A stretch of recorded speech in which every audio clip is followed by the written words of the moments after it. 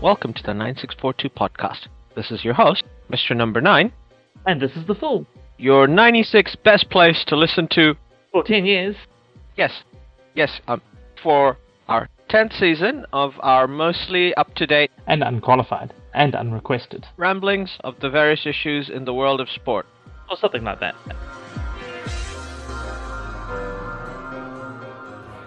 Hello, everyone. Welcome to our peanut butter and jelly. Yeah, probably. It's probably the best analogy. Or maybe Nutella spread. Ooh, Nutella spreads, yeah. Nutella spread and peanut butter. Yeah. We'll take that. So we are going to look at the cricket season. Yeah. It's a bit in general, but also just to look at how New Zealand's progressing. Yeah. Obviously, a bit unfortunate for the men. It looks like the World Test Championship is going to be beyond them. They needed to do much better in playing Australia at home. Yeah, that was disappointing. Really. Yeah. Yeah. Both the games are just disappointing. Close, Yeah. but disappointing. Exactly. Though currently still third, so Still you never third. know what will happen. Yeah. Slow over rates, deductions, all these things can play a part. But I think given where New Zealand are currently in the test game, third place is about fair. We're in a rebuild. Yeah, exactly. I think, yeah, you're right. And It's probably fair. I think the batting lineup needs a bit more experience. I think the current crop of players we're picking for them are all good Yeah. and have good, just eye test look good, solid. Yeah. But when you're wanting to look at the bowlers, it's like say you look who's going to replace Neil Wagner in that team. He's almost irreplaceable.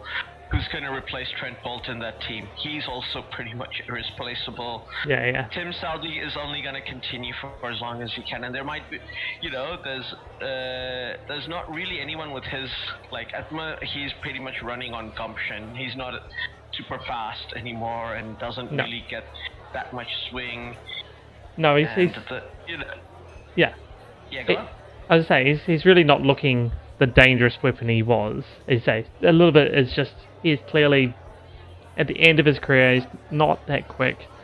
The swing's still there, but just not sort of the really late fast swing that really cuts through people. So batters are comfortable with him. At the same time, he's generally one of the tighter bowlers.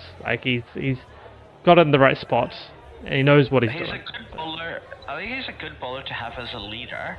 Yeah. But I think ultimately, for the last few years, he was having an autumn renaissance in his career, which was basically done with the wobble ball, which he kind of mastered really well. Yeah. But I think batsmen have kind of he's unfortunate at this stage, that eternal battle between bat and ball. Batsmen have just gotten used to the wobble ball. Yeah. Just got used to the googly and the reverse swing and the slower ball. All of these things come in cycles. Yeah, exactly. And there's adaptation to it, and as you say, for the moment that seems to the wobble ball's been mostly adapted by batters. They know how to read it, they know what to do with it. At least they mostly use their feet to take it out of take it out of its most effectiveness. Yeah. That's what I mean, they know to treat wobble balls as fast spin balls, right? Yeah. But I would say we've got O'Rourke and Jameson, Sears. good Sears is the other one. bowlers. O'Rourke and Sears are the two young ones that sort of came in the two tests. O'Rourke got the first test against Australia, and Sears got the second test against. So Sears is a bit older. He's 26 years, but I think O'Rourke's only 22 or so. I think both O'Rourke and Jameson, because of their size, we're just always going to know that they're not going to play every test. I know New Zealand doesn't play that many tests anyway, but if they're going to be 3 format players, like they're going to have a, as in be able to make money. Yeah. Their career, Have a living. play test matches, make a living, play test matches. If all they did is play test matches, it would be fine. But if they're going to play T20s and play ODIs as well, and they should want to. Yeah. Then it's going to be a lot harder. And as always, there's a dearth in the spin bowling stocks at the moment. Yeah, especially when against Australia we didn't want to pick actual spin bowlers and just rely on Ravindra and Phillips. I mean, not bad options to rely on, but it would have, I think if Phillips is your 5th bowler in the team, bowling spin, perfectly fine. Yeah. Same with Rachin Ravindra. He's your 5th or 6th bowler in your test side, bowling spin, perfectly fine. Yeah. They're not good enough to be 4th bowlers. No, Neither I think is Daryl Mitchell. Daryl Mitchell is not good enough to be a 4th bowler. He's fine as being a 5th bowler. Yeah. So even a fully fit Sears, with Sears, Jameson and O'Rourke, like a new look bowling attack, if and when Tim Southee retires, you still need a 4th, and ideally that 4th is a genuine frontline spinner. Yeah. Because New Zealand's not going to win away test matches anywhere without one. This is exactly. The situation around the world. South Africa is becoming more and more spin friendly. Australia, no coincidence, the last time England won the Ashes in Australia was when they had Graham Swan in their team. Yeah. And India are the only team that consistently not just win in Australia, but win incredible series, making comebacks and getting stronger as the series progress. Yeah. Not really surprised there. You say spin is just so critical around the world. It just opens up attacks, just gives them the other variability, gives you something. And good spin bowlers you just need one. And I think And I think New Zealand cricket have acknowledged this problem. People in the New Zealand setup, Gary Stead, Craig McMillan, all of them have said that developing the spinner, and because New Zealand's actually becoming quite a lot more spin friendly. As the world gets warmer and you get more and more sun earlier and earlier in the season, you're gonna get pitches that turn more. I feel like New Zealand cricket should mandate in the first class arena that for the provinces, our 6 provinces, they should all have one of their grounds, one of the places they play in has to be a spin venue. Yeah. Where they go, because I don't expect, because New Zealand, for a small country geographically, has a lot of geographical and geological variation. Yeah. And just because we're we north-south-wise long, so there's a lot of different climates. Otago could set something up in central Otago where you get so much sunshine in the summer. Yeah. Canterbury can look to play games, in mid-Canterbury or, deeper in, central districts has a bunch of places, including Nelson, every region except maybe Auckland. Yeah, I was gonna say. Auckland's thing might be they play in Waiheke. I'm sure we could find somewhere in the general Auckland region that we could create a more spin friendly pitch. Is Northland part of Northern or Auckland's? Northern districts. Yeah, that's what I thought. Because it's basically up to Wellisford is Auckland, right? Yeah.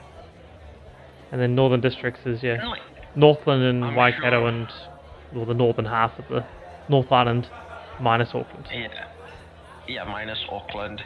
I mean even the counties region is or at least Franklin is Northern districts, not Auckland, or was. They may have rezoned them at some point, but almost everyone I know from Pukekohe ends up representing Northern districts. Yeah, that's That's the like, Franklin district. Anecdotally, that sounds correct. Yeah. It was when I was growing up. It was not that long ago. Say they may have redrawn it more recently, like over the last 5 to 10 years. But yeah, Ko was always part of the Northern District. So. Yeah, I mean, Auckland itself has a lot of climate variation. Yeah. Now. That's just during the day. Well, like you said, like one of the like I said, like my idea for doing it in Waiheke is just it would be fun to just go to Waiheke and watch first-class cricket games. I mean that sounds like a good would be a plan. great boutique venue location. Like New Zealand's test matches, Auckland test matches are on Waiheke. Oh, it'd be hilarious. I mean, the public transport system to get them there, people there, is perhaps not the best, but yeah, still be awesome. So that's okay. Sure, they absolutely fleece you on public holidays, but if you're going with the cricket ticket, that's free. Yeah. No, the problem tends to be getting home after events on Waiheke, where the ferries don't really pay attention to the fact that there's a lot more people now on the island wanting to get off the island. I mean, it might be okay if just everybody stayed there, but... I mean, I can't speak to other days. Jazz Festival time, Waiheke, you can happily catch a ferry at midnight and it'll be there. Oh, okay, they might have sorted some of their issues out then. I was thinking in the past, I have known several events where that just didn't happen and people were just like, hello? And the ferry were just like, we're finished for the day. Well, night. Yeah, but like this is purely Jazz Festival, and they know there are people who want to take that late ferry. Like, they know that they're not gonna, otherwise you're stuck. Yeah. And like, especially if you haven't booked accommodation to stay in Waiheke, what are you gonna do? Like. Yeah, exactly. Because I still remember, because Waiheke, Jazz Festival's over Easter. And I remember, because I caught the last ferry, I think it might have been 11 o'clock, not 12. Yeah. And we got to town just before midnight, because it's roughly half an hour takes to get there, like... Roughly, yeah. It might have been 11:15 or something like that. Yeah. And we, literally as we got off the ferry, there's like a giant queue outside Providore for people waiting to get into the club. It's Saturday, like it's gonna open exactly midnight, and they were packed. Like we were like, let's go to Providore for a quiet drink if they're open, and we're like, oh, okay, no, it's actually proper Providore. It's not even. It's actually Saturday night. Yeah, just Saturday night. Just have to wait a bit. Yeah, but like everybody was keen in waiting. Like that was just the funny thing about it. That is funny, yeah. But the that all aside, I think New Zealand's summer, like there were still some highlights despite losing test matches to South Africa. Yeah. The team started their World Test Championship campaign in Bangladesh. Yep. 2 test series, 1-1. I think getting a drawn series away from home is always a good outcome, but I think New Zealand batted very poorly in that first test match. Yeah, no, they definitely did. I think they sort of just admitted that as well, like it was just poor. And they were lucky to kind of win that second test match because it was such a bad wicket. Even Tim Southee admitted like it's the worst wicket. Yeah, it was just straight up horrendous. They managed to win by 4 wickets in the second test match. Yeah. They did a bit. They started off the one-dayers in New Zealand a bit easy because Bangladesh came on a return tour for white ball cricket. They won their match at the University Oval and lost in Nelson, but they lost their final game in Napier. Napier, where New Zealand basically collapsed. Yeah, that was a big collapse run there. all out. But they batted pretty well in those first two games. Not too bad in the first two games. Because New Zealand ODIs, other than I think Hamilton and Auckland, 250s generally, and I think Napier you tend to get a few around the Napier you get a bit more around the 280 mark. This is for ODIs. Yeah. And Wellington a bit 280 mark. Yeah. Like 2015 World Cup, we had a bunch of 300 plus scores from New Zealand all over the country, but that was a very high scoring summer. That was I remember going a special time. Yeah, because I went to Nelson and I think Scotland scored 340 against Bangladesh, which Bangladesh chased down with that's right, yeah. 3 or 4 overs to spare. Yeah, that's crazy. We had to get home because we were catching the last flight out of Nelson, so we couldn't see the end. Oh no. So when we left, there was still 10 overs to go. Yeah. 10, 15 overs to go. But yeah, obviously it was a great game. It was close. It wasn't like Scotland got thrashed. It's just that Bangladesh, in the end, it was comfortable. There was just moments where it could have been. Yeah. Could have gone one way or the other. Nelson, great place to watch cricket, as I've said many times, and it's a nice little airport there as well. Yeah. You might mistake it for just another, barn in the city. It's slightly larger than all the others, but it's still nice, very efficient. Staff are very friendly. Sounds good. I haven't had the pleasure of a trip to Nelson, so. It makes Queenstown Airport look big. I presume you've been to Queenstown. I haven't actually flown into Queenstown. I've driven into Queenstown each time, but I have seen the airport many times, just from the more outside bit, so I do know how small it is for an international airport. Yeah.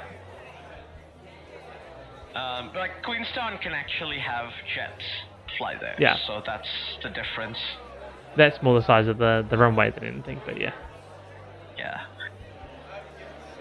But it handles that type of passenger load. Yeah. Oh, let's say it is an actual international airport, so. Yeah. It has all the facilities it needs. They say it's still small for what it is. Absolutely.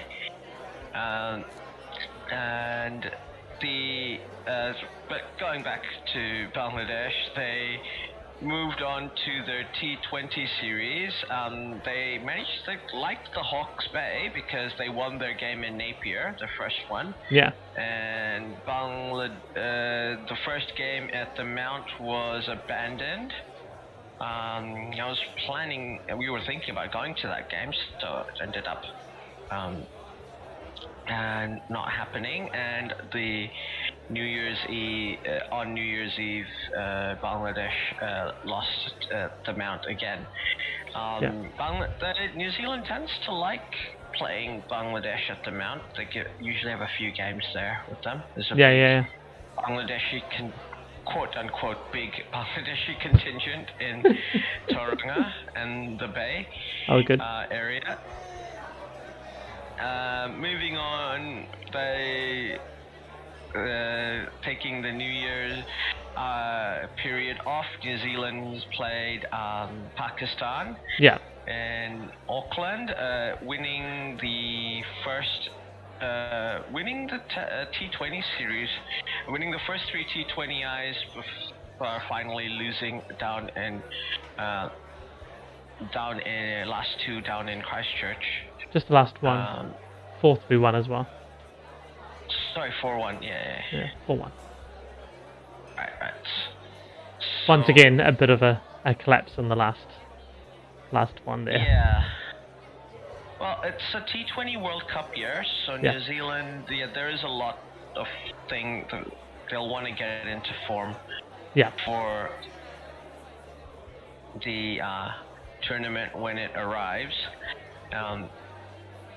Going on from, we will be reviewing the T20 World Cup when it happens. Yeah, of course. This year in the West Indies and the US Yeah. of A. Pretty special, really. Yeah. Then New Zealand started its first home test match. Yeah. At Mount Maunganui, playing against South Africa. Yeah. I want to say. Yeah. Oh. First time New Zealand's won a test series against South Africa. Yeah. So it's good to finally break that hoodoo. And obviously, I said it at the time, but that's why. Yeah, I know there's some Australians saying, cricket commentators and such like saying, South Africa was being disrespectful, setting the quality side they did, and New Zealand should just not play them. I'm like, no, I'm taking my goddamn series win against South Africa, thank you very much. They can send over a lot of first-class cricketers. We'll play our top team, we'll win, we'll take our series wins. I don't care. There are the 1964 Wallabies will take their 5-0 beating of the All Blacks every time. It doesn't matter that there were two other All Black teams touring South Africa and England at the same time. Yeah, exactly. When that was happening, it was a test match, and they beat the All Blacks 5-0. Yeah. Goes on the record books. We beat South Africa 2-0, reasonably handily. Well, especially in that first test when we played actual sports. Yeah, I mean, first test they played exactly how I thought they should have played. Second test, I think the fact that South Africa came as close as they nearly did is where you go. There's a bit of history in this game, but New Zealand, seems to beat South Africa in ICC tournaments when it's important. Yeah. Only when it's important, not any other time. No. Has to have something riding on it. Yeah. I think a little bit of that second test was interesting because I thought our team selection was like, we had Satner in the first test. Yeah, and he was very important in that test. And he bowled really well, and South Africa didn't take a frontline spinner. They just had Brand as their part-time spinner. And he turned out being basically their best bowler of the match. Really. Of the series, really. But of that match. And it sort of showed, look, you don't take a frontline spinner into a New Zealand test match. Doesn't matter how green the pitch is, you're going to struggle. And then New Zealand took the lessons of that, and for the next 3 test matches, didn't pick a frontline spinner. And that South African one in Hamilton was a lot closer than it probably should have been. And I feel like a lot of that goes on the fact that you really should have had, a quote-unquote proper spinner. No disrespect to Phillips and Ravindra. They're good spinners, but they're second, they're 5th, 6th line bowlers. They're second spinners. You need to have a full-time spinner in your squad, and then those two are supplementing as they need to, depending on what you need. And they do supplement each other. They're left and right hand. Yes, yeah. So, it'd be a good balance if we just had even say Satner, but Satner is a frontline spinner, but Satner's sort of other end of it, which is a decent enough spinner and also sort of can hold the bat, so therefore holds the space that way. But even if it is the likes of Ajaz he's or... New Zealand's version of Ravi Jadeja that they bought off Wish. Yeah, exactly.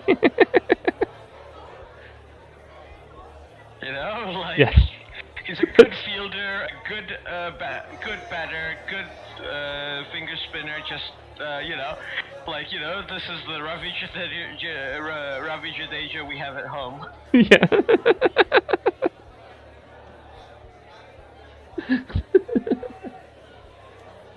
Oh. I don't feel that's harsh on That's not Satner, but disrespectful also to true. Satner because Ravi Judea is the #1 all-rounder in the world. And he Yeah, has been for like the last 5 years. Yeah, He is really good. he is really good. So it sounds bad, but at the same time, like, I would take that above Satner. Like, no, I mean, compared to Ravinder, to Jadeja, I should say. Like, 100% I'm taking that. Yeah. Same thing. Like, compared to the best there is, yeah, sure. If you're going to talk to me about me in the same way, in the same sentence, that's good. Yeah. It would be like, if somebody was like, you're like the Wish version of Brian Lara. I'm like, that's still really good. We're talking about Brian Lara here. Like, I'll take that. I will be that good. Yeah. And I think it was a bit predictable. Like, New Zealand, I think, starting off with the T20s, Australia got into a roll.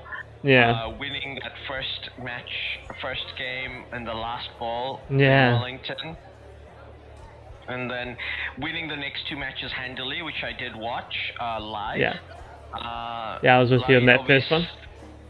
Yeah, we watched the first one together with another listener of ours. Yeah. And third one I watched with my family, including my daughter, who, despite claiming to want to talk about cricket in our podcast, did not really take to the sport like duck to water, shall we say. Right. She thought the highlight of the day was taking the train there and back. Fair enough. That is very highlight worthy though. She thought Henderson Station's really, really cool, which I agree. Alright, yeah. She's got good taste in train stations. Yeah. Actually, also shout out to New Lynn Station. Looks really nice now. Oh, really? Like, I didn't go to have a look, but the station looks really, really nice. Right, yeah. From inside the train. Yeah. Like, New Lynn Station used to be like whatever, Yeah. like a parking lot next to a train station next to the mall, but now it's like kind of cool. Yeah, I haven't been to New Zealand for a while. The line has actually got 2 nice-looking stations. The Glen Eden one always looks kind of nice because that's an proper old station, All right, yeah. And it's got it's got a saloon and everything. Oh, wow. Out there. Yeah. And so I've always kind of liked that station, but all the others are basically like little small neighborhood train stations. Yeah.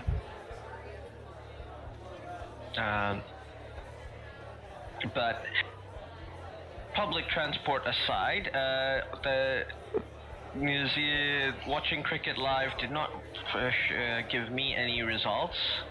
No. I think the only time I've watched New Zealand beat Australia in a live test match that actually no, I've seen it twice. That was the game with Marcus Stoinis, where Kane Williamson got the run out in the second to last over. Oh, yes. Which was an incredible performance by him. Like, deserved man of the match, given what position they were in, that he came back from. And like, that was the only time in my life I felt bad for an Australian player for not winning a cricket game against us. Yeah.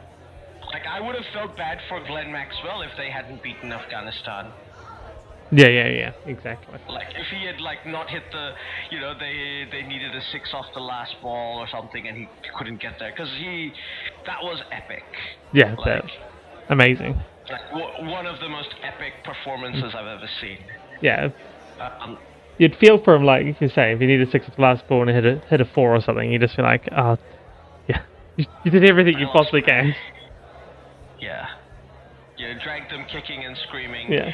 Across, but yeah, and I feel like that match, like Maxwell's game, is what gave Australia that confidence to win the final against India. Like, they knew they were going to win. Yeah, did feel like a turning point for the Australian campaign, really. Yeah. Like, Maxwell dragged them screaming and kicking, like, we're not losing things. We're not losing to Afghanistan. I don't care. We're doing this. And that sort of just reinvigorated them. Not that Australians need much reinvigorating normally, but I think it sort of just pushed them along that little bit. They felt like they needed something Yeah. that was it. Something they could rally behind. Pretty much. The form from the T20s, as we said, New Zealand, I think, made some very questionable decisions regarding selection. The batting was also pretty ordinary in both test matches. It was better in this second test match by a little bit. Yeah. Nearly enough to drag us back into a winning position on that one, but yeah. Yeah, if they had batted just a bit longer in that second innings, gotten like a 400 plus score, and if we had a spinner, as you mentioned,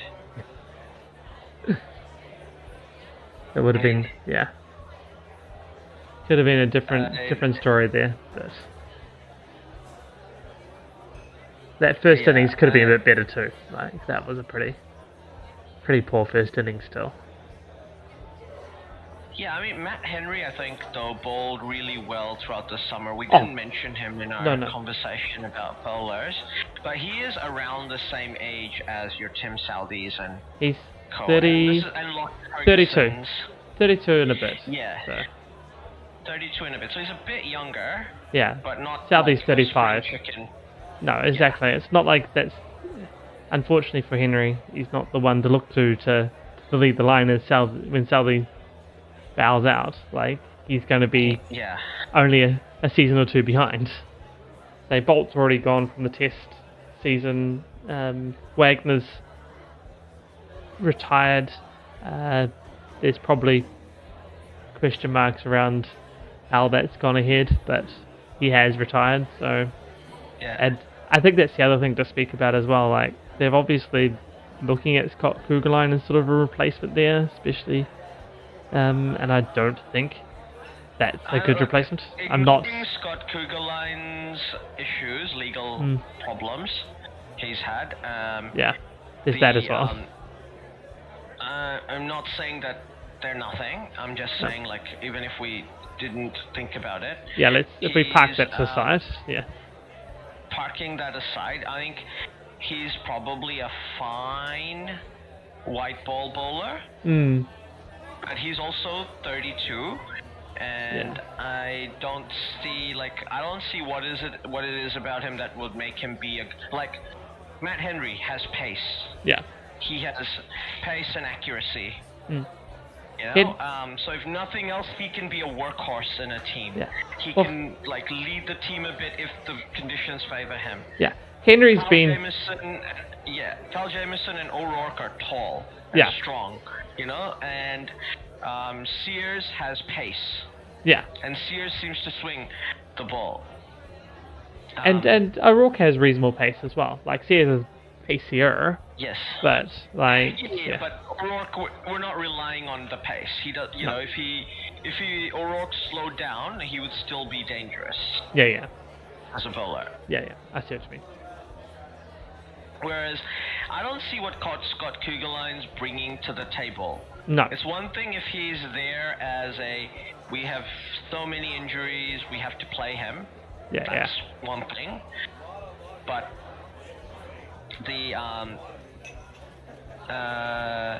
but he's not really, like, age-wise, he's not really one for the future. Like, he's developed. This is his game. I don't think we're gonna see him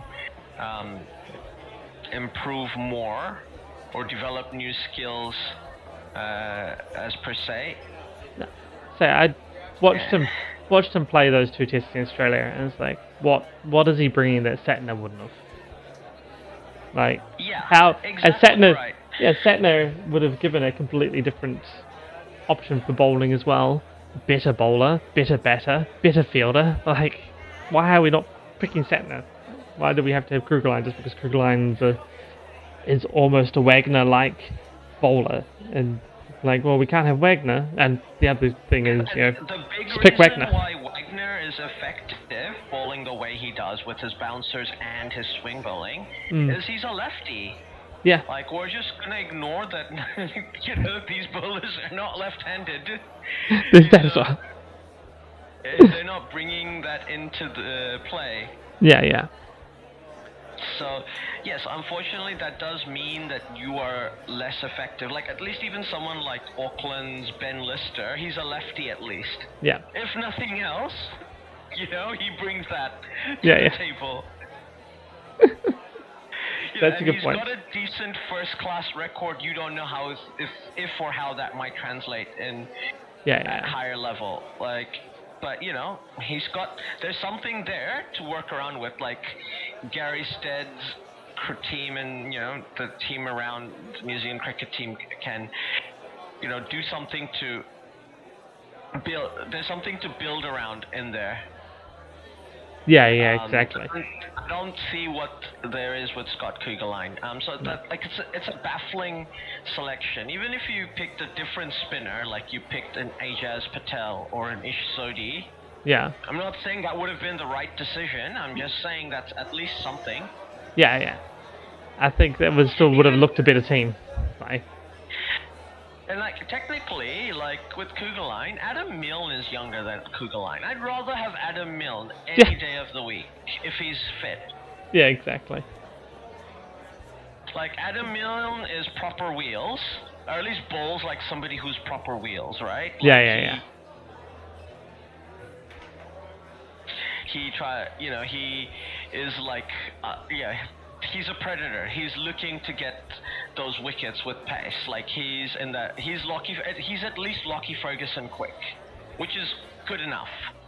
Lockie Ferguson, he's not as smart as Lockie Ferguson, who's like, you know, like this wily competitor who's good at multiple different bowling conditions. He's just has fitness issues, or rather he's a bit injury prone rather than fitness issues as per se. Yeah. Exactly. It is definitely a bit more of the injury options. Yeah. Whereas, people like New Zealand, like unfortunately, I think there was a time around the late 90s to early mid 2000s where we had so many lefty pace bowlers, it's not a coincidence, I think, that our strongest bowling lineup era had two left arm pace bowlers. Yeah. Basically, we had not a Wish version of Wasim Akram, we had a Costco version of Wasim Akram in Trent Bolt. Yeah. Because Costco's still like, you know, you're paying 80%, 90. You're paying like 80% of the price for something that's 90% of the quality of the top tier, right? Yeah. Like that's the Costco model, so that's Trent Bolt. Okay. And you had a unicorn, effectively, in Wagner. Yeah. And you had another unicorn with Jameson. Yeah. Like nobody who's that tall bowls full like that without floating it. Like he actually can bowl full and short. Like he can actually mix it up. Yeah. Without getting smashed around when he bowls full. Like that was his bowling superpower, and like that's a great superpower. Even if that's the only thing you can do, like, you know, and he doesn't really need to develop much else other than like accuracy and a bit of change of pace, maybe here and there. But that's about it. Like, yeah. Your main power is already so strong. You can get on the Avengers if all you can do is fly, right? Pretty much, because flight is so good. Exactly. Like, this is the best. Don't do anything else.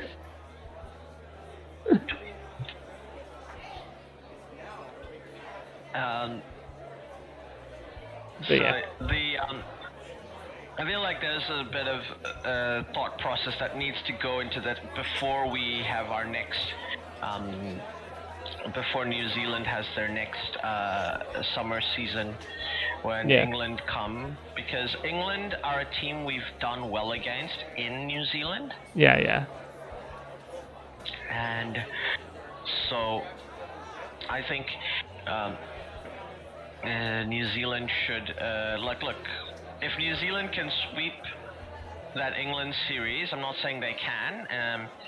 Brendan McCullum's bringing the Baz ball. Yeah.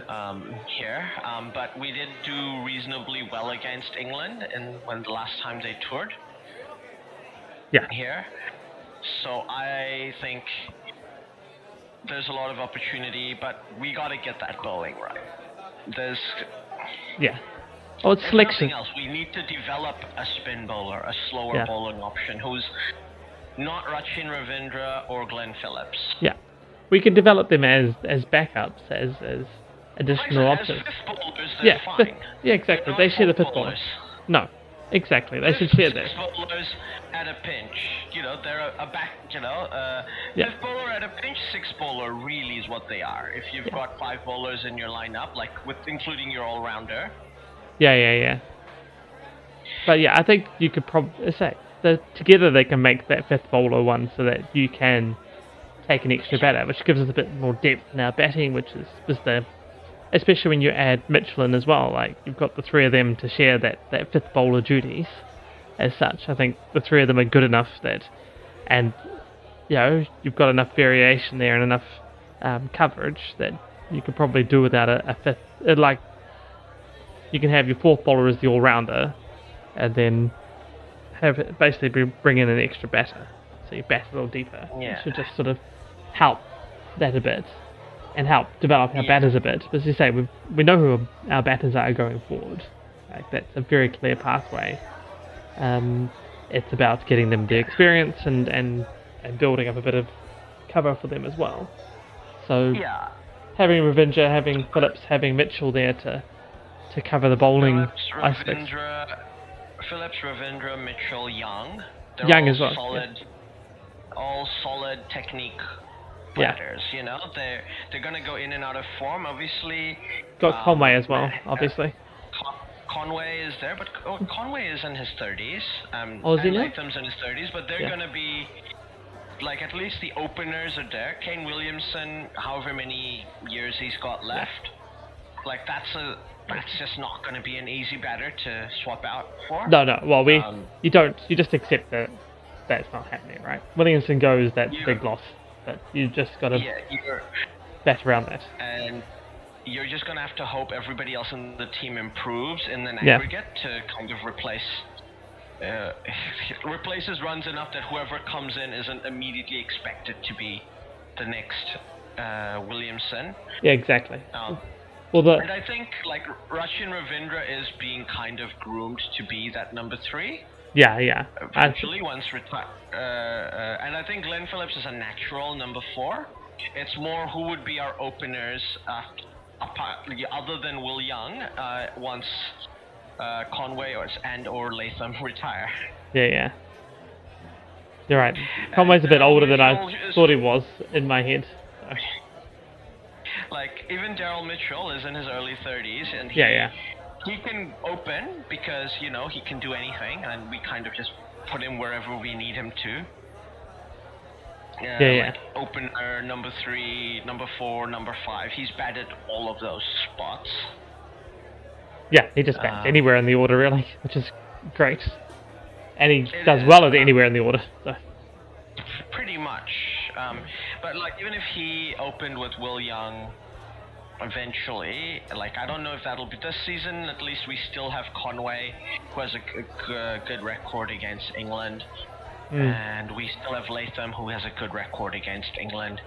So at least if the openers are solid, you can... And if Kane Williamson is still there, like I said, the batting... England's bowling is not something I'm afraid of. No. It's their batting, right? And I don't see how we beat their batters, quote unquote, without a spin bowler. Yeah. No, we need that spin option, really, when they come. And at the moment that's just gonna have to be Satner, and they have to stop not picking him, basically. He is our mainline spinner, because they want to actually take Ajas, and play him in a New Zealand Test.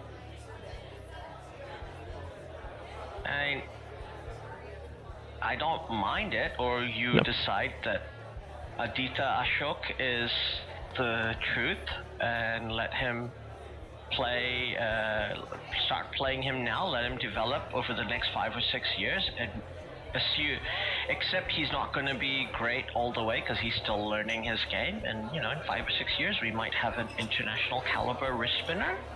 Yeah. Playing test matches. That would be nice if we could have a long-term development plan like that. But I think the New Zealand cricket selectors have shown over the last little bit that's not what they do with wrist spinners. So. Well, any spinners, to be fair. To any spinners, to be fair. Spinners that can't bat. He's not looked awful. Maybe he might be okay then if he's got a little bit of batting. 21. It was plenty of time to develop, yeah. And maybe that's it. If he can, not what you want to say, but if he can get his batting up to a decent enough standard, then maybe he could have a reasonably long stint in the New Zealand team, or near the New Zealand team, that he would get that experience, as you say, and be able to hone his craft. Because I think the other unfortunate thing is, unless because New Zealand cricket actually start pushing more spin-friendly environments and pitches in New Zealand, like the first-class scene is not going to grow our spinners. Yes. Look, really we should just ask if Amelia Kerr can play for the men. Oh, I mean, I'm down with that. 100%. Like, that's the solution, right? Yeah. We cheat. But the other way. Yeah. We cheat in the way that's not actually cheating. We're like, it's open grade, right? Yeah. But I don't want to put too much pressure on young Ashok. He's just turned 21. Yeah. Let him enjoy, obviously he should learn to develop his game a bit in first class and go out on tours and,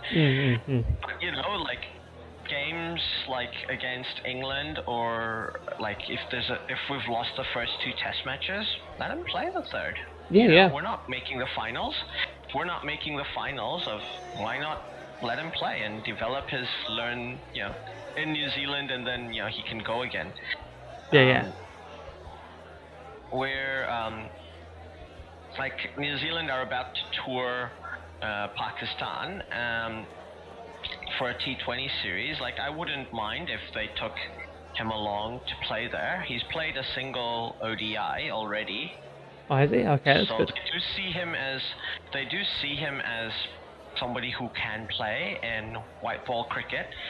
And I get that because, if he's a wrist spinner and he can become international caliber, the world's his oyster as a wrist spinner, really, because there'll be league contracts for days, but, we know from how it always plays out that T20 wrist spin doesn't make you good at tests.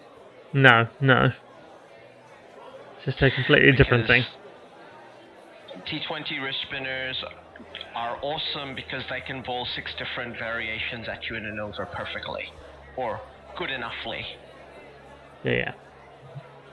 That you can't figure out how to make contact with the delivery. Whereas, test match leg spin is all about bowling that stock ball perfectly over and over again. Yeah. Exactly. And the exception that proves the rule are people like Shane Warne. They played way back when. And one of the greatest bowlers of all time. If that's your argument, that's not an argument. No, exactly. The best, but he was a freak, so he did his stuff. Yeah. And then New Zealand will go on to play in the T20 World Cup. They have drawn Afghanistan, the West Indies, Uganda, and Papua New Guinea in their group. Yeah. So it'll be exciting to see Uganda, their first ICC tournament for the men. The cricket has been going up leaps and bounds in the last few years, as has all over Africa, really. Yeah. So it'd be interesting to see that team, how they perform at the World Cup. But yeah, the men, what do we give their grade for the summer? D? B. C minus?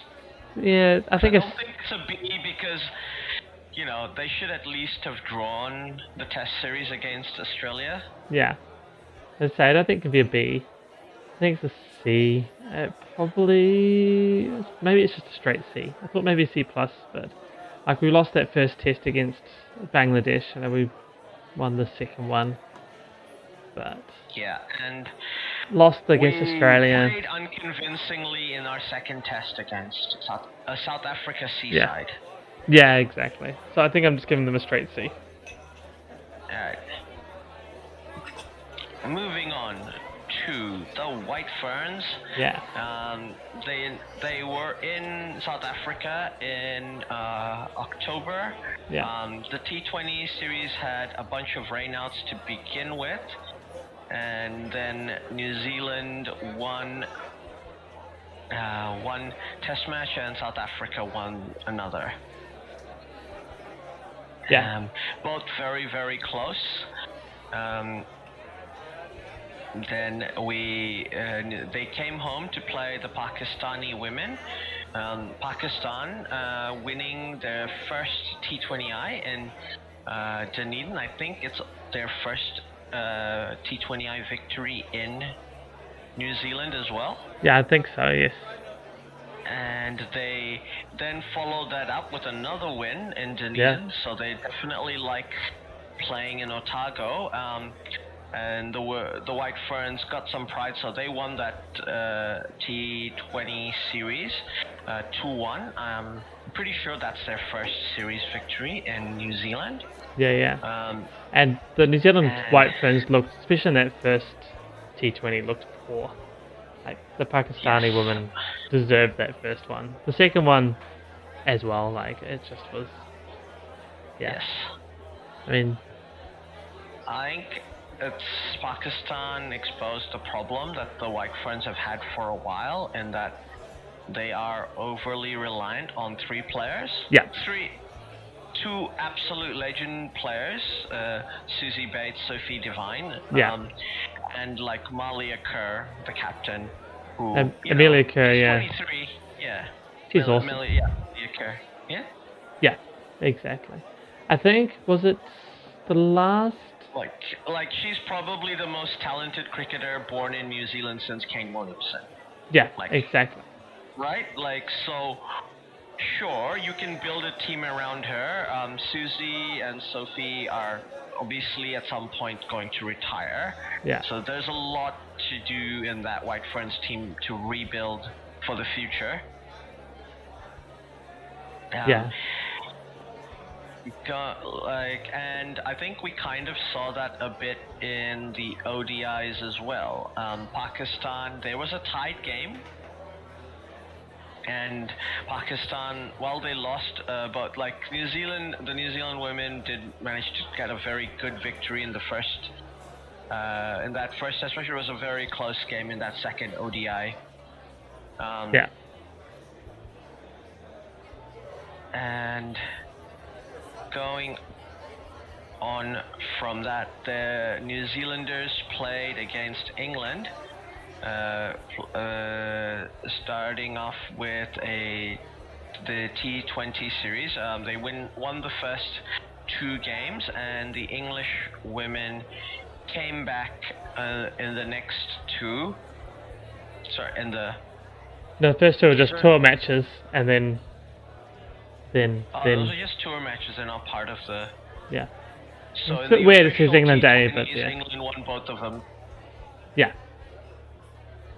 And then we won the third one.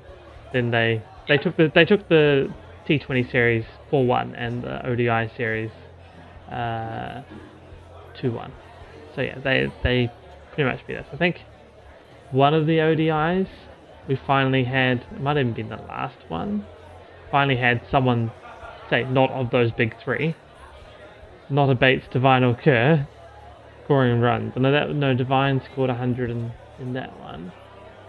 Other ODIs, Basenholt, the other opener with Susie Bates, actually scoring some runs. The first one scored a century. I think she scored a century in one of the games. And it was the first time, basically, since forever ago, that Divine, Bates, or Amelia Kerr wasn't the one scoring the century. Which is say, when you look like that, you see how reliant the New Zealand team is on those three. Especially since at least two of them also are like the workhorses of the bowling side. So yeah. Yes, absolutely. So yeah, they're definitely very reliant. It's incredible that someone like Amelia Kerr at like 23 already has 4, centuries to her name, and she is an absolute gun bowler. No question.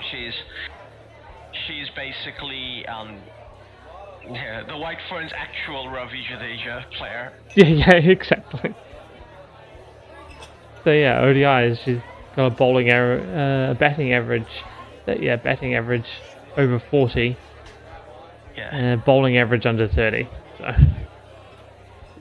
90 wickets, as you say, in those 4 centuries, the highest score of 232 not out. So yeah, pretty crazy how good she is. You say, and for only being 23. So. Exactly. Like I said, she's the second best cricketer to be born in New Zealand since Kane Williamson. Yeah. And she's young. She's everything you can build a team around. There's still a few experienced players. Yeah. But the White Ferns are not the force they used to be. Like, I think at one point we were pretty confident we would confidently say they're the third best team in the world after Australia and England. And look, fine, even if they were fourth now, because India are so good, the women's team. Yeah. Right now, it's even that would be fine. But I think even now, they're not even in the top 4, and arguably not in the top 5, because I don't think the White Ferns are as good as South Africa and Bangladesh are currently number 4 because they're so good now. Right. Yeah. Yeah. I think the White first series against India at home. Yeah. That's really good. Yeah. I mean, the current rankings for them, for ODIs anyway, as New Zealand at 5th. So but I think that's a little historic, and say things are on the I mean, way T20s down. I was talking about specifically because the women play so much more T20s than T20s. ODIs even nowadays. Well, they're still 4th in the T20s as well, but once again I feel like that's there's a downward trajectory there, and the likes of South Africa, West Indies, Bangladesh, Sri Lanka, Pakistan on a upward trajectory. So whether New Zealand can hold on to that going forward is a different thing. But we're holding it for the moment. But I say the part to me seems that it's once again same thing. There's just doesn't feel to be the same development behind. Bates and Divine, really. You got Kerr, you got a generational player, but there needs to be the work put in to build the rest of the team out. I always feel that because it feels to me a bit like Suzie Bates and Sophie Devine still played a bit of first-class cricket when they were growing up, so they've developed. Amelia Kerr is just a freak. She's just raw talent, just how good she is. But the next generation of players are not playing as much first class, and that's ironically women teams are playing more test matches, but not anyone outside the top 3 really. Yeah. I mean, South Africa are getting a few, but it's very Suzie. It's crazy to me that people as good as Sophie Devine and Suzie Bates will never play a test match. I know, that is just crazy to think of. And Amelia Kerr might go her career without playing one. as well. Yeah, yeah. But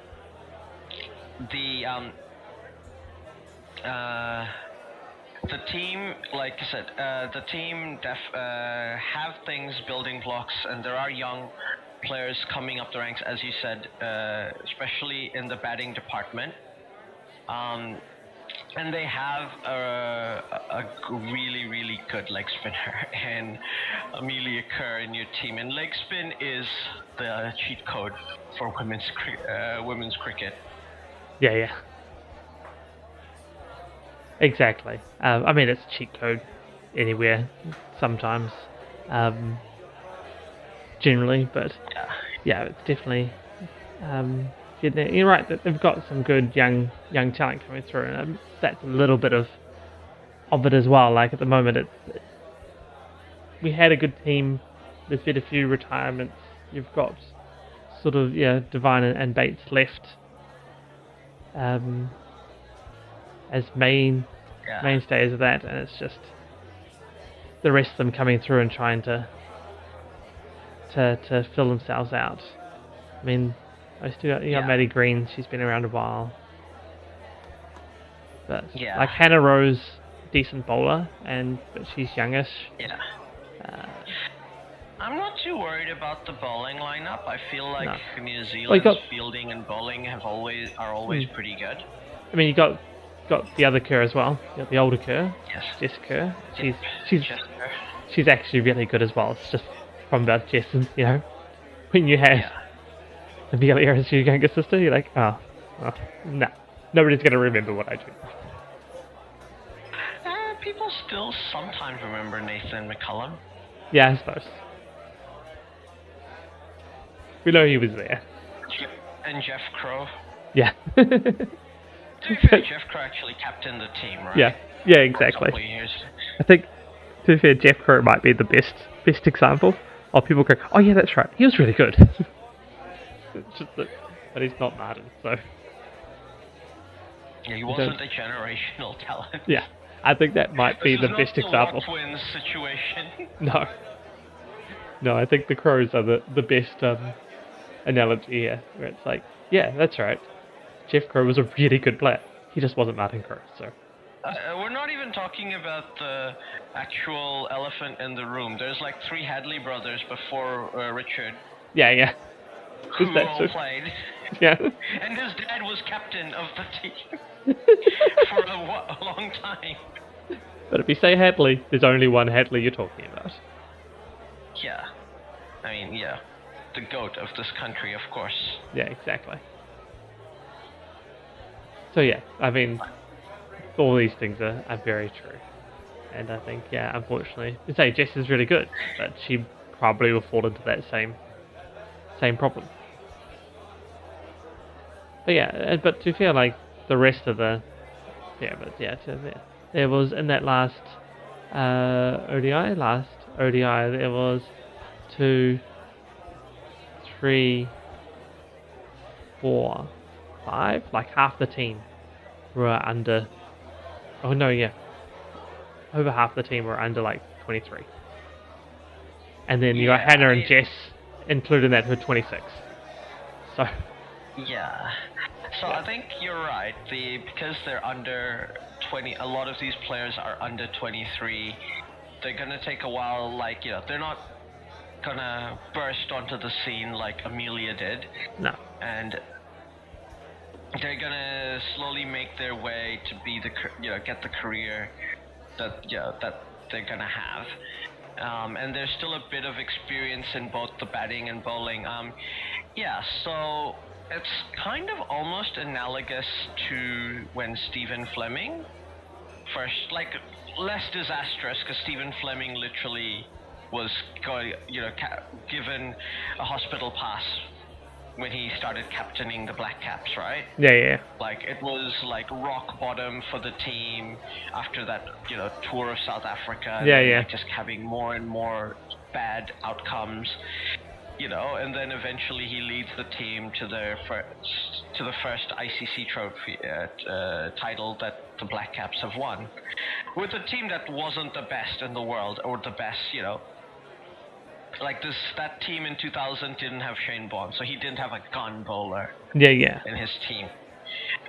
There were good batters, including himself. The ace of that team was Chris Keynes, and he was man of the tournament for that tournament as well, and man of the match in the finals. But you know, that kind of proved how not that good they were. Like, as good a player as Chris Keynes is, you know, there is a lot of asterisks involved with his record and like his legacy as a cricket player. Yes, quite a few asterisks on that one, unfortunately. But yeah, as you say, for that tournament, he was man of the tournament. He was the one that stood up and played really well to see New Zealand through. So. Yeah. Oh, he did have a gun wicket keeper who was awesome at wicket keeping. Like Adam Prore, really good batter as well. But one of the best wicket keepers I've ever seen play for New Zealand. Definitely one of the best New Zealand wicket keepers. In fact, I think I still have him as my wicket keeper in a New Zealand best of, first 11. Also, he was when they did a poll of who was of the biggest sledgers in world cricket, he was number 1, and then all the rest in the top 10 were Australians. So you know, that actually rings true. Everything about that stat is like, I'll accept that. And Rory and the rest of the Australians. So he's definitely world class. Yeah. Let's say I'd probably have him as my wicketkeeper, and just have Brendan McCullum opening. There in a sort of a New Zealand first 11, but like that's a. In your all-time Test 11? In a Test 11, I think I'd have Prore as a keeper and have McCullum opening. Or McCullum batting there somewhere. I know, it's just... I go backwards and forwards on it. Who do you open with? In Are you not picking Glenn Turner, arguably one of the greatest openers ever? No, I have to bring Glenn Turner. I'd say... Now I have to go back and remember. This is where I always fall down. So you gotta pick Glenn Turner. Yeah. You probably have to pick Tom Latham. Yeah. Left hand, right hand. Yes. Williamson at 3, obviously. Williamson number 3. Crow at number 4. I think I would still put Ross Taylor at number 4. I put Crow at 5 because he can bat with the tail, and he did a lot of that. Yeah. Throughout his career, and he can face the second new ball. Ross Taylor loves being number 4. He's a run machine. Fair enough. You know my philosophy of what a number 4 should be in Test matches. Yeah. No, I accept that. So Crow 5 and captain, yeah. Captain? No, I think my number 6. See, this is why my number 6 is John Reid as an all-rounder, and I would pick Brendan McCullum at number 7, wicketkeeper, because wicketkeeper batters bat number 7. Like that's a really strong batting lineup. Yeah. Daniel Vittori at number 8. Yep. Richard Hadley at number 9. Yeah. And then you pick Shane Bond and Trent Boult. Yeah. The only issue here is you can justify picking Neil Wagner over Shane Bond, I think, because he's a better first change than any other bowler we've ever had. Yeah. Like first change and second new ball and like second innings bowler. Yeah. Trent, absolutely need to pick him. Like, you know, he's so good. Yeah. Hadley, absolutely need to pick him. There's no question Back in the day, I would have said Shane Bond, but, you know, he's had a short career. He doesn't have 100 wickets. Absolute beast of a player. No, I think Prime Boult is Prime Boult is in your team, and he's your first change, probably. Yeah. You give Hadley the new ball, Boult on the other end, and then Wagner's the... Hadley the new ball, he's gonna go into his car and drive away. Yeah, no, that's...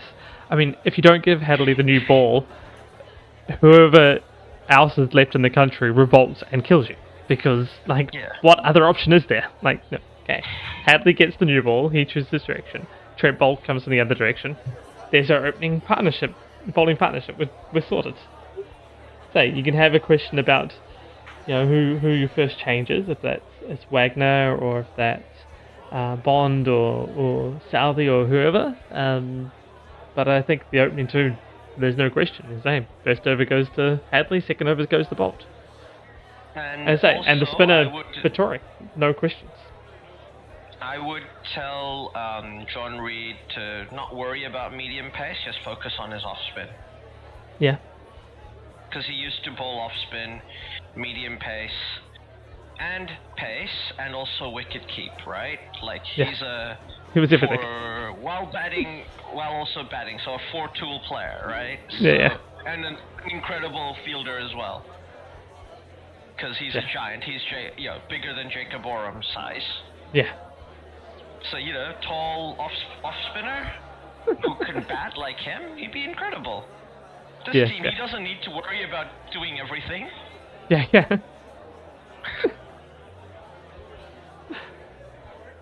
Yeah. As always, you make good points. Right.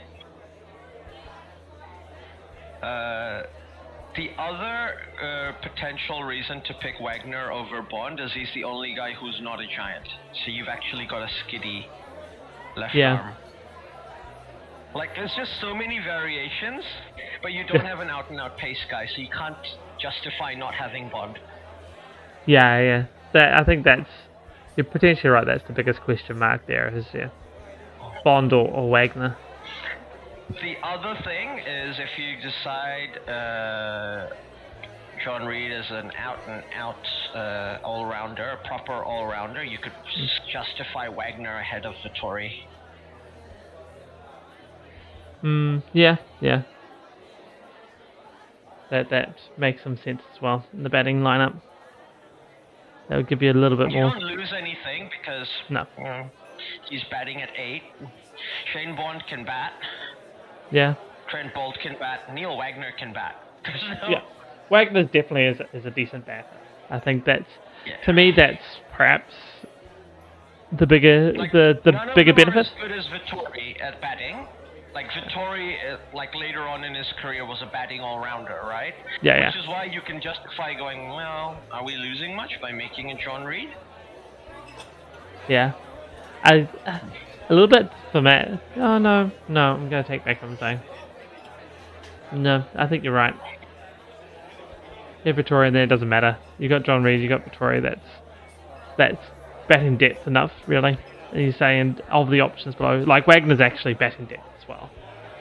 As he was standardly the Night's Watchman and did good jobs of that, so like he can definitely bat.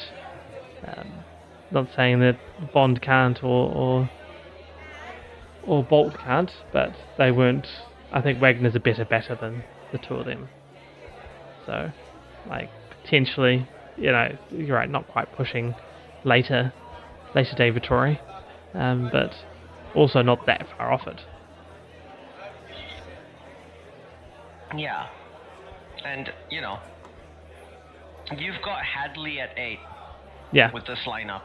Exactly. You're not losing much. No, exactly. When Hadley's batting 8, you're like, yeah, that's right. We bat all the way down. Yeah.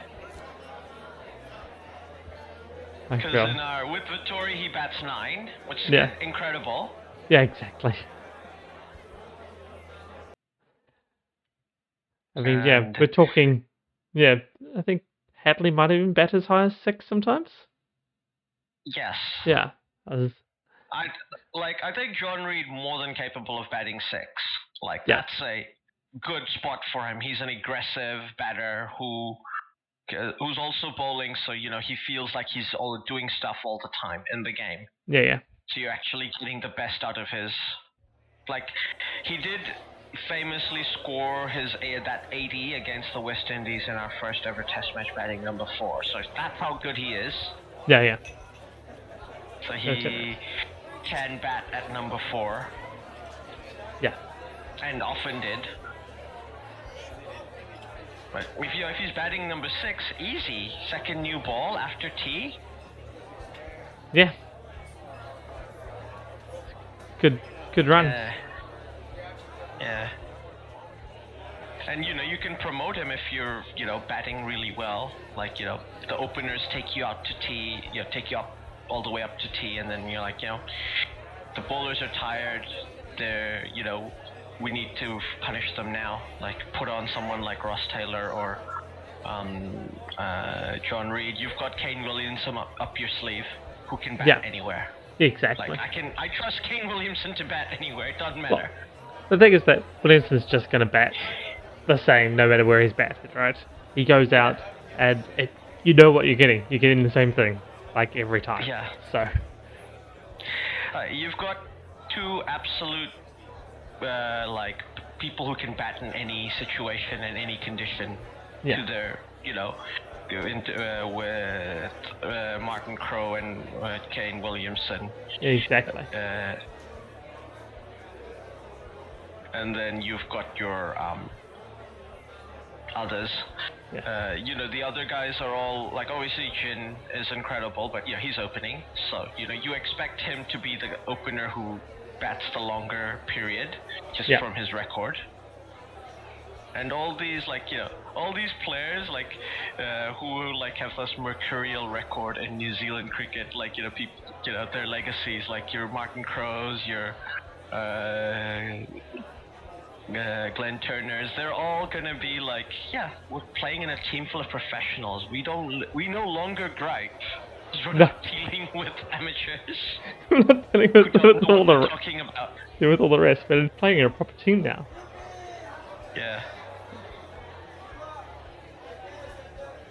And as long as you let Hadley do what he wants, it's fine. Like every player needs one guy. Every team needs one guy who does what they want. Yeah. Because he's just that good. Yeah. The thing is, I think the entire team would just be like, Hadley does what he wants. Mm-hmm. What are you going to do? The rest of them like, we're all professionals, we do this, and Hadley's just over there like, he does what he wants.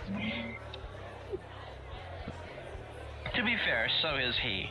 And he's one of the reasons New Zealand cricket professionalized, like the players and the team professionalized. I know. In the 80s. Like how much of a, forget the numbers on, the numbers are incredible, of course, but forget the numbers. Like his impact on the culture of the team.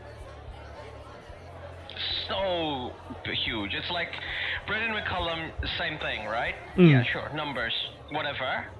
Good numbers. Impact on the culture, incredible. Yeah. And just unable to be defined, basically. They are both generational change players. And they say, it's just crazy. And say, not to make it sound before like... New Zealand goats. They're the 2 New Zealand goats for me. For what they do. Yeah. For the team. I can understand that. They can't really argue. I would, say somehow have goats which also include Williamson and Crowe, but they're the 4 for me. Look, Crowe and Williamson are the most talented players. Yeah. On that team, and the most best at what they do. But what they do for the team, if you take intangibles into account, nobody beats Hadley, and the only second is Brendan McCullum. Yeah. No, I understand that completely. And Hadley's only the GOAT because he kept going on till he was 39 on his last running on fumes, doing all he could. Yeah. And, definitely was just he got 9 wickets. He beat Australia by an innings at the Gabba. So yeah, I know it's just amazing what he's done and what he did during his time there. And then you're saying not even just playing, just the way he went about the game, what he did for the players, and then what he's done since then as well. He's kept in New Zealand cricket and done plenty for it over the last decades as well. So, well, if we're counting even post-playing career, it's only him and John Reed. Yeah. Right? Like, there Yeah. you go. Yeah, exactly. The late John Reid, who basically he's done everything for New Zealand cricket: coach, president, CEO, match referee. You know, he was. He's like the super volunteer in every club, except he's doing it at test level for the country. I was about to say, he was the ultimate all-rounder, right? He took all-rounder to a whole new dimension. Just like, yeah, I'm an all-rounder. That includes off the pitch, post-career, everything. I do everything.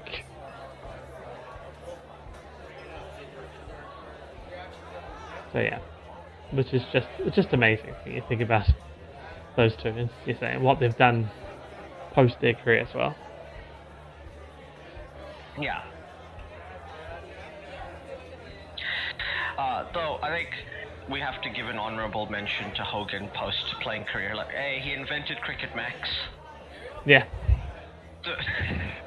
Which, okay, people love that, but like, you know, it's almost a proof of concept for T20s. Yeah, exactly.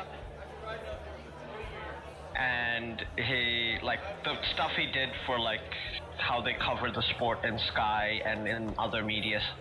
Yeah. I mean, and, like, just later on, like, all the writings he wrote about cricket and what he thought about in the game. Like, you know, late career, Martin Crowe as a writer was my favorite cricket writer. Yeah.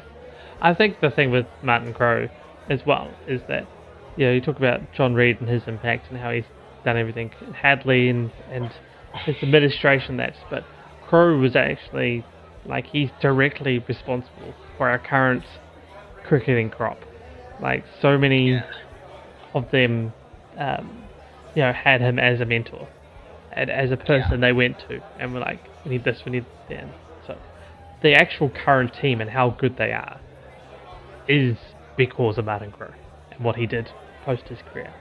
So the reason why New Zealand cricket is sort of working as well as it is a lot to do with Hadley.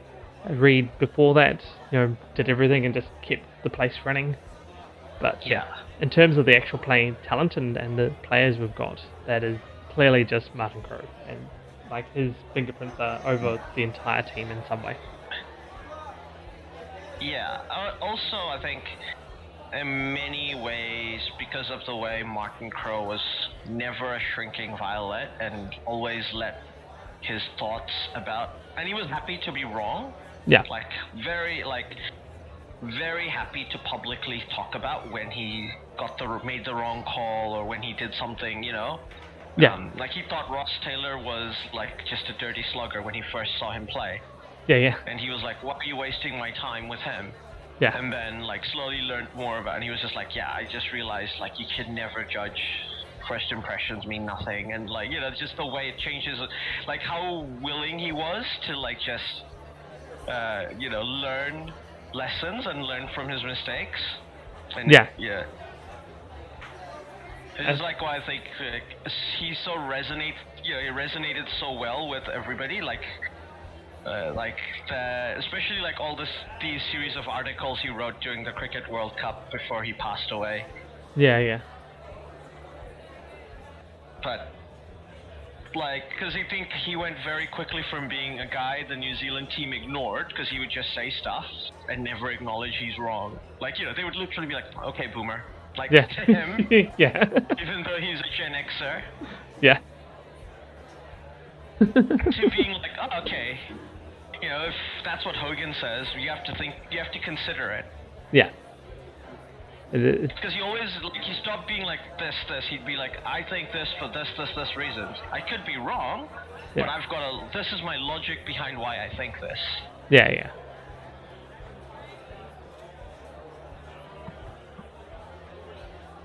And, yeah.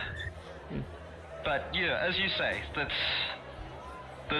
are the guys we've got. I think eventually we will probably have one of either, like, as a captain, there's only two great ones for me, because it's basically Fleming and McCullum. Right, McCullum had the better team, but he had to get them through a bad thing, and basically he created that culture which lasted for so long. Yeah. Like, that team that won the Test World Championship was built from DNA that came from Brendan McCullum. It was definitely Kane Williamson's team, but Yeah, yeah. It still as you say, it still was the DNA. His DNA and the bones. Yeah, it's from him. Yeah. Kane didn't have to. He just had to put his spin on something that was working. He didn't need to build. Whereas, like, both him and Stephen Fleming, I think, needed to build from scratch and kind of successfully. Yeah. Agreed. And Fleming with a worse team than what McCullum had a drawn series in Australia.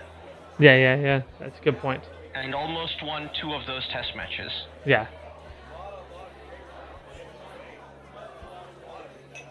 So, and I think one of those 2, eventually, I don't know when, are going to probably one point coach this team, the Black Caps.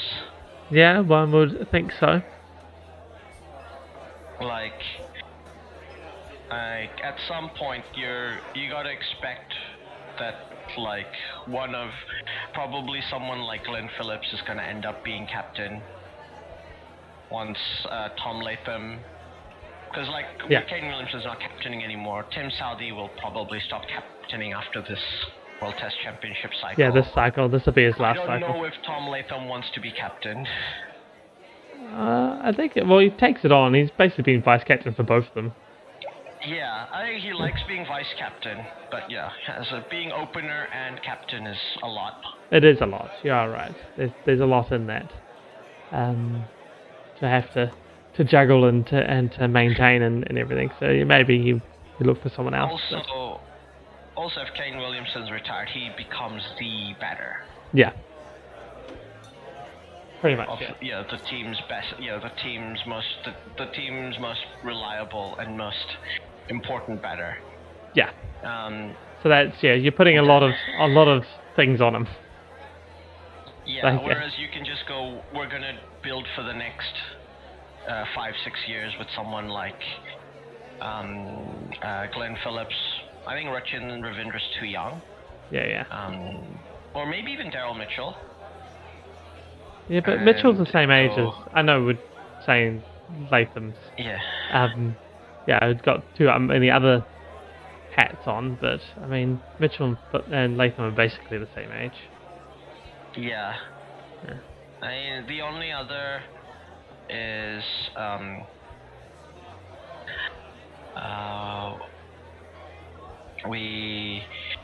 said other than we can look at Blundell, but even he's like 33. Yeah. And even like the young players coming in, like I don't know, like Mark Chapman's not that young anymore. No. Will Young's not that young anymore. No. And Finn Allen is too young. Yeah. I'm not 100% sure. Who takes on captaincy after all that, but I guess. But I think if you have someone like Brendan McCullum or Stephen Fleming coaching the team, they can groom a captain. Yeah. And I think because they're both ex-captains, I think in cricket, a coach who tells a captain's response to a coach trying to tell you what to do while you're in the middle of the field, rather than wait for the thing, is you tell him to stay in his lane. Yeah. That's the thing, right? Once you're on the field, it's now the captain's world. He's making the choices. Like, unless you see something like he's totally not noticing this, I'm sending you thing. You can use this information if you think it's useful, but I'm not sending you instructions like, this guy's clearly got an issue with this ball, or, Yeah. Because, the coach doesn't know which bowler's feeling tired, or which bowler's, like, pulled a little injury, needs to get, like, it's just the, which bowler's feeling the vibes, and, so much of captaincy is just that, managing resources on the field that are, in a dynamic environment. It's not really tactics. Like, oh, No. I did a bowling change and it worked. Like, that's just confirmation bias. That's not what a captain really does. Yeah. There is a little bit of it because there's reacting to it and like, no, that bowler's just not feeling it today, or I'm not feeling them today, or the batter seems to be too comfortable. Let's throw someone else on. But really, you're right. It's like that's not working. That's Who else? also managing your resource, right? Yeah, like it's you're like, going, okay. who else do I keep have? them for later. Yeah. Yeah. Like, what else do I need? What's been working? Things been working out. Who have I got? Okay, you have a full arm. You're over. Hey, look, 3 wickets in the first over. Yeah, I'm the best captain ever. Yeah. But it'll be interesting because I think there will be a lot of changing of the guard after the T20 World Cup because I think Tests, ODIs, and T20s all will need to have a change. Also, I think New Zealand were robbed because we won the ODI Super League before the World Cup. We should have gotten a trophy for that. We should have got a trophy for that. Like, that should be a minor Premier's medal, right? Yeah, definitely. There should be something. Like, come on. We won something. That's an ICC tournament. I'll take it. Yeah, exactly. Even if they don't want to give us a prize for it, take it. Like, that's definitely a thing. Like, if it was Australia or India at the top, I'd be like, yeah, whatever. I'm like, it's just, but like, come on, we don't win. Exactly. We don't have that many or the West Indies. You guys have multiple trophies. Yeah. You guys have won every single ICC trophy on offer. So don't Yeah. Like Australia has won all of the on offer, and the others have all won at least 2 of each. One of each of the white ball. For the white ball ones, yeah. New Zealand's only got a white ball one that does. It's a Champions Trophy. It wasn't before. It was a Champions Trophy. It was still called the Mini World Cup back then. There was only 8 teams, and it was 3 games. Yeah. But we won the first Test Championship, and they can never take that away from us. Yes. Technically, that ODI World Cup is also the only the Champions Trophy is also the only tournament that the South Africa's won. Actually, no, South Africa, when they won it, it was called the Mini World Cup. And it was only 3 games. We still had groups and stuff when New Zealand won it. Okay, it's a bit more legitimate. Yeah. Their one's not legitimate. Our one's legitimate. Yep. I guess they also won a Commonwealth Games gold medal. Oh. Yeah. Might give them that one. See how I feel. It's not an ICC tournament, so Yeah. Doesn't count. That's why they could win it. But will winning the Olympic medal count in LA?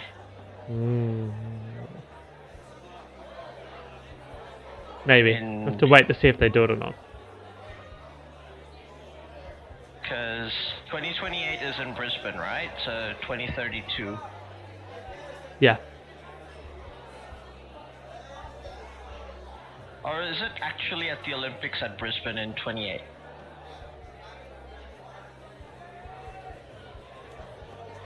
Oh no, they are at LA in 2028. 2032 is at Brisbane. Alright, yeah.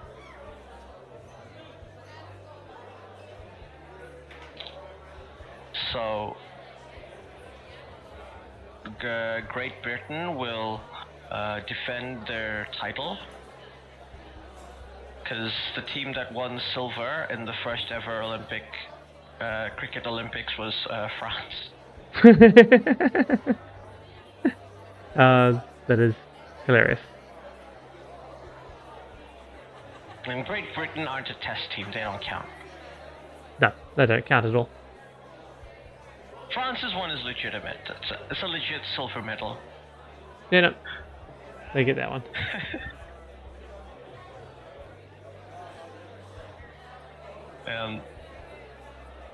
But yeah, I think with that point, that's all we have time for today.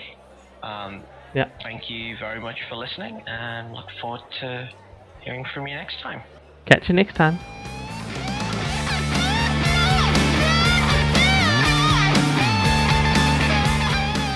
Well, that is the end. Thanks for listening all the way through. If you liked what you heard, we have even more. NineSixFourTwo Discord and a Buy Me a Coffee. Pretty sure it's Buy Me a Beer. Oh yeah, buy me a beer on buymeacoffee.com. In both these places, you can talk to us, and we may even listen, especially if you do buy a said beer or coffee. I might still be confused. Yes, we're easily bribed. All links are in the show notes below. Don't forget to like and subscribe. This is on YouTube.